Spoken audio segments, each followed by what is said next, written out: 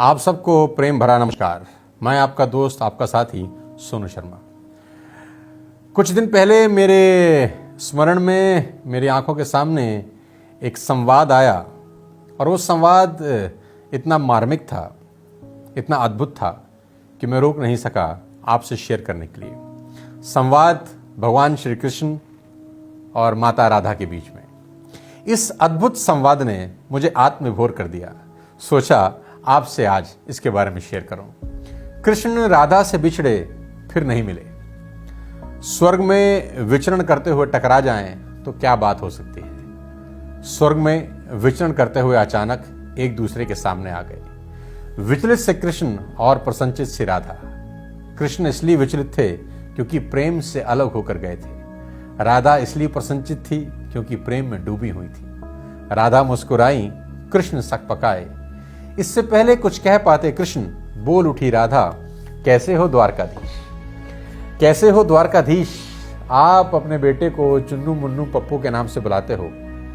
एक दिन उसको उसके नाम से बुलाओगे तो क्या उसे अच्छा लगेगा? नहीं, उसको लगेगा पापा नाराज हैं। कैसे हो द्वारकाधीश।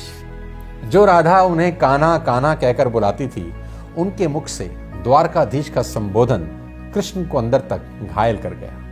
फिर भी अपने आप को संभाल लिया, बोले, राधा, मैं तो आज भी तुम्हारे लिए कान्हा हूं, तुम द्वारकाधीश मत कहो। आओ बैठते हैं। कुछ मैं अपनी कहता हूं, कुछ तुम अपनी कहो। सच कहूं राधा, जब भी तुम्हारी याद आती थी, इन आंखों से आंसुओं की बूंदें निकल आती थी। राधा बोली, मेरे साथ ऐसा कुछ नहीं हुआ। ना तुम्हारी याद आई, ना कोई आंसू बहा, क्योंकि हम तुम्हें भूले ही कहां थे जो तुम्हारी याद आती। और इन आंखों में तो तुम रहते थे। कहीं आंसुओं के साथ निकल ना जाओ, इसलिए रोते भी नहीं थे। कुछ कड़वे सत्य सुन पाओ तो सुनाऊं। कान्हा से द्वारकाधीश बनने पर, प्रेम से अलग होने पर तुमने क्या खोया, उसका एक आईना दिखाऊं। कृष्ण, कभी सोचा इस तरक्की में तुम कितने पिछड़ गए। यमुना के मीठे पानी से जिंदगी शुरू की और समुद्र के खारे पानी तक पहुंच गए। एक उंगली पर चलने वाले सुदर्शन चक्र पर भरोसा कर लिया और 10 उंगलियों पर चलने वाली बांसुरी को भूल गए। कृष्ण, जब तुम प्रेम से जुड़े थे तो उंगली गोवर्धन पर्वत उठाकर लोगों को विनाश से बचाती थी। प्रेम से अलग होने पर वही उंगली क्या क्या रंग दिखाने लगी।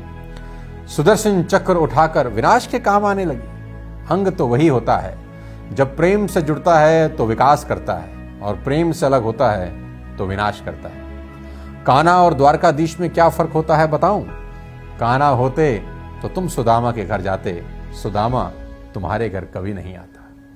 तुम तो सभी कलाओं के स्वामी हो, गीता जैसे ग्रंथ के दाता हो, नीति निर्माता हो, धर्मशास्त्र के जानकार हो। पर महाभारत युद्ध में क्या निर्णय लिया? अपनी पूरी सेना कौरवों को सौंप दी और खुद को पांडवों के साथ लिया। सेना तो आपकी प्रजा थी, राजा तो उसका पालक होता है, रक्षक होता है।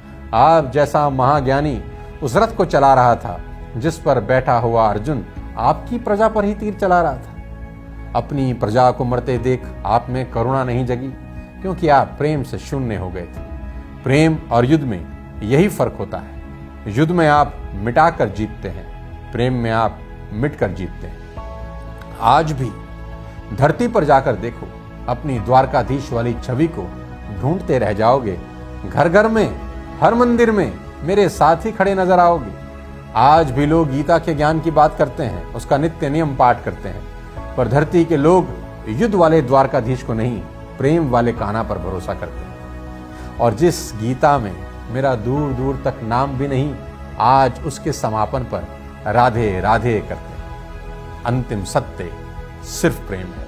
16 कला संपूर्ण भगवान श्री कृष्ण महाराज की जय। राधा रानी की जय। जय।